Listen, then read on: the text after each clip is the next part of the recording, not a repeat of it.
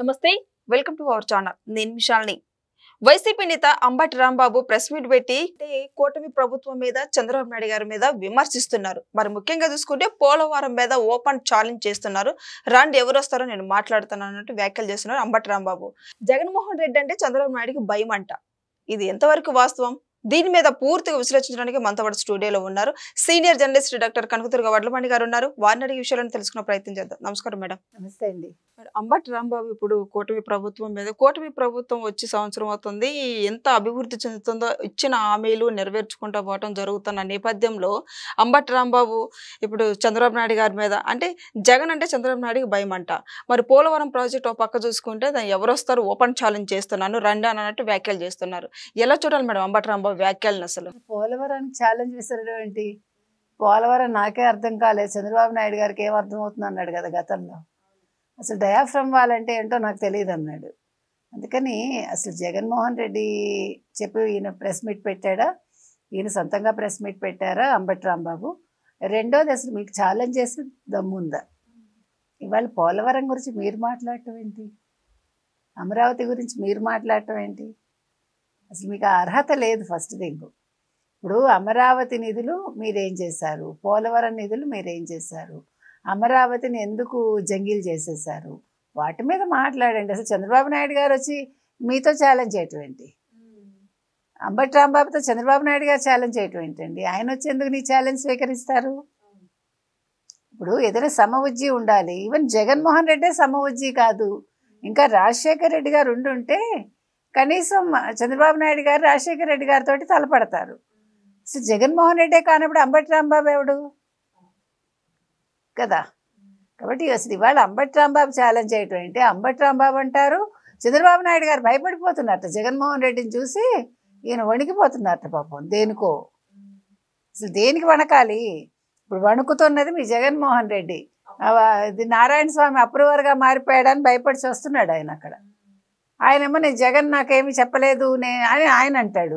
ఇప్పుడు లేకపోతే జగన్ చెప్పాడని అంటే నారాయణ స్వామి బయట మాట్లాడగలడా, నడవగలడా? ముందు వాటి విషయాలు చూసుకోండి అంబటి రాంబాబు గారు. ఎందుకు మీకు ఇవన్నీ? లిక్కర్ స్కామ్ ఏదో మీ నేత ఎట్లా బయటకు వస్తాడో చూసుకోండి. మీ అధ్యక్షుడా ఎవరో కదా, పులివెందుల పిల్లి జగన్మోహన్ రెడ్డి ఎట్లా లిక్కర్ స్కామ్ నుంచి బయటపడతారు? ఇప్పుడు నెక్స్ట్ పైవాడు ఎవడు? వాటి మీద చూసుకోండి. ఎందుకు మనకి పనికిమాలిన ఛాలెంజ్లు? ఇంకోటి, అన్నీ నిన్న జరిగినవన్నీ చెప్తున్నారు చంద్రబాబు నాయుడు గారు. చెప్తారు జగన్మోహన్ రెడ్డి ఏం చేయలేదో చెప్తారు. ఆయన రాష్ట్రాన్ని ఎలా వెనక్కి తీసుకెళ్లారో చెప్తారు. నీకేం బాధ మధ్యలో ఆయన ప్రెస్ మీట్ పెట్టి చెప్తే? అసలు ఇంతకుముందు ఎప్పుడైనా చంద్రబాబు నాయుడు గారు మాట్లాడారు? నిన్న సందర్భం వచ్చింది కాబట్టి మాట్లాడారు. నీకెందుకు బాధ? ఉలిక్కి పడుతున్నావు ఎందుకు? నీకెందుకు ఉలుకు? అసలు మీ జగన్మోహన్ రెడ్డికి ఎందుకు ఉలుకు? మీరు చెయ్యనివి చెప్పినప్పుడు ఇప్పుడు ప్రజలు నమ్మరని మీరే అంటున్నారు. అలానే ఇప్పుడు భయం ఎందుకు? ప్రజలు నమ్మారు కాబట్టి 2024లో మిమ్మల్ని ఎన్నుకోలేదు. 15 నెలలు అయిపోయింది, ఇంకా అవన్నీ మాట్లాడుతున్నారు, తర్వాత భయపడిపోతున్నారు. మీరు కావాలంటే ఒక మంత్రగాడిని తెచ్చుకోండి. ఏంటి వదల బొమ్మాళి ఆ డైలాగ్ చెప్పించారు. వదల బొమ్మాళి అని అంటున్నాడు ఆయన. 2029లో మీరు రారని చెప్తున్నారు అంటే చంద్రబాబు నాయుడు భయపడుతున్నాడు. ఏంటో మాట్లాడతాడు ఆయన అవన్నీను కదా.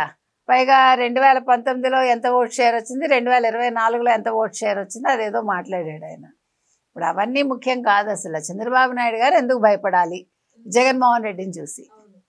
ఇప్పుడు ఏ రకంగా అసలు జగన్మోహన్ రెడ్డి చంద్రబాబు నాయుడు గారితో సమానం అవుతారు? ఏ రకంగా? ఒక్క విషయం చెప్పమానండి కదా. ఇప్పుడు జగన్మోహన్ రెడ్డి ఒక మంచి ముఖ్యమంత్రిగా పేరు తెచ్చుకున్నాడా? ఒక్క పరిశ్రమ అయినా తీసుకొచ్చాడా రాష్ట్రానికి? మహిళలకు ఏమైనా చేశాడా ఆయన? పథకాలు ఇచ్చానంటే ఎవరికి ఇచ్చాడా పథకాలు? ఆ పథకాల ద్వారా వచ్చిన డబ్బులు మళ్ళీ వాళ్ళ దగ్గర నుంచి లాక్కున్నాడా లేదా? ఇవన్నీ చెప్పమానండి. ఎంతసేపు చంద్రబాబు నాయుడు గారు భయపడుతున్నారు. ఇంకొకటి, ఇప్పుడు 2029లో ఆయన వచ్చేస్తాడట, అందుకని సింగపూర్ వాళ్ళు మాట్లాడలేదట. 2029లో ఆయన వచ్చేస్తాడట, అందుకని దావోస్లో అందరూ భయపడ్డారట. వాళ్ళు భయపడుతున్నది అందుకు కాదు, ఇప్పుడు మేము పెట్టుబడులు పెడతాము, ఈ జగన్మోహన్ రెడ్డి పొరపాటున మళ్ళా వస్తే ఏమవుతుంది రాష్ట్రం అనేది వాళ్ళు ఆందోళన చెందుతున్నారు. అంతే తప్ప ఇప్పుడు వాళ్ళు రావడానికి భయపడలే. రావడానికి భయపడితే ఇప్పుడు ఇంతమంది పెట్టుబడులు ఎలా పెట్టారు, ఇన్ని డబ్బులు ఎలా వచ్చాయి, ఇన్ని ఉద్యోగాలు ఎలా కల్పించారు, నీకన్నా కనిపిస్తుందా అంబటి రాంబాబు? నీ కళ్ళకి అవన్నీ కనిపిస్తున్నాయి, వినిపిస్తుందా చెవులు? అవును. ఈ రోజున ఏపీలో అభివృద్ధి లేదు, అమరావతి లేదు, ప్రాజెక్ట్ లేదు, పోలవరం ప్రాజెక్ట్ లేదు, ఏమి లేదు, మొత్తం మునిగిపోయింది, మొత్తం సర్వనాశనం అయిపోయింది పోలవరం. నువ్వు ఆంధ్ర వదిలి వెళ్ళిపో రాంబాబు. నేను ఒక్కటే చెప్తున్నా వైసీపీ వాళ్ళకి, దయచేసి ఆంధ్ర అభివృద్ధి చెందలేదు కదా, మీరందరూ రాష్ట్రం వదిలిపెట్టి పారిపోండి. అసలు దరిద్రం వదులుతుంది. ఎందుకంటే మీరు అభివృద్ధిని చూసి ఓర్వలేరు, అభివృద్ధి లేదు అని చెప్తారు, ప్రజలు ఎప్పుడో తన్ని తరివేస్తారు చెప్తున్నా. ఎందుకంటే ఇప్పుడు అభివృద్ధి ఉంది కాబట్టే ప్రజలు హ్యాపీగా ఉన్నారు, సూపర్ 6 ఇంప్లిమెంట్ అయింది కాబట్టే ప్రజలు హ్యాపీగా ఉన్నారు. దివ్యాంగుల పెన్షన్ మీద మీరు అన్యాయంగా మాట్లాడతారు, మీ వాళ్ళే కదా అలా మోసమైన ఒక వీడియోలు చేస్తున్నారు.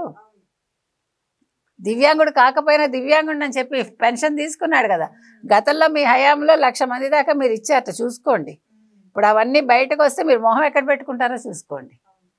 ఒక్కటేనండి వైసీపీ వాళ్ళు చేయాల్సిన పని ఏంటంటే, రాష్ట్రం అభివృద్ధి చెందట్లేదు కదా, మీరు ఎందుకు అక్కడ ఉంటారు, మరి వెళ్ళిపోండి. మిమ్మల్ని ఎవడు ఉండమని ఏడ్చాడు? ప్రజలకు నచ్చితే ఉంటారు, లేకపోతే ప్రజలు తేల్చుకుంటారు. ఇప్పుడు ప్రజలు సంతృప్తిగా ఉన్నారు కాబట్టి వాళ్ళు హ్యాపీగా ఉన్నారు, మీరు సంతృప్తిగా లేరు కదా. అసలు ఆ రాష్ట్రంలో ఉండకండి, మీకు వేరే చోట ఆస్తులు ఉన్నాయి కదా మీ అందరికీ. అక్రమంగా సంపాదించుకున్న ఆస్తులు not only Jaganmohan Reddy entire టీంకి ఉంది. కాబట్టి మీరు ఎలాంకి వెళ్తారో లేదు, మీ జగన్మోహన్ రెడ్డితో పాటే ఉండండి. అసలే భయస్తుడు మీ జగన్మోహన్ రెడ్డి, వణికి చచ్చిపోతాడు. కాబట్టి కాపలాగా ఉండండి. ఇప్పుడు అసలు ఏం చేయాలి అని మల్లగులాలు పడుతున్నాడు న్యాయమూర్తులతో అక్కడ కూర్చుని. కాబట్టి నేను అనేది ఏంటంటే, అంబటి రాంబాబు గారు, మీకు అంత కష్టం ఎందుకు? మీరు రాష్ట్రంలో ఉండకండి.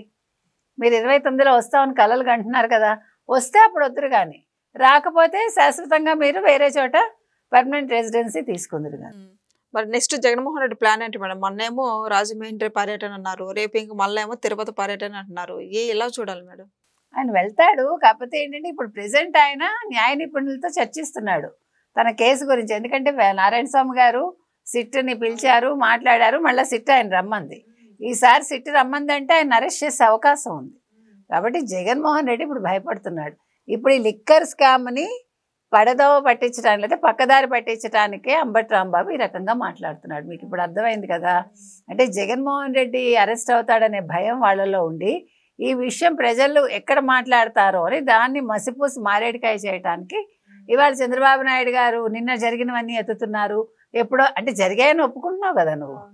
ఇప్పుడు నువ్వు ఏం చెప్పినా జరిగాయని ఒప్పుకున్నావు. ఇప్పుడు మనం చెప్తున్నది అదే, జగన్మోహన్ రెడ్డికి శత్రువులు ఎక్కడో లేరు, తన పక్కన ఉండే వాళ్ళే శత్రువులు, వాళ్ళే ఆయన గురించి నిజాలు చెప్తారు, ఆయన రోడ్డుకి ఈడుస్తారు అని మనం గతంలో చెప్పాము.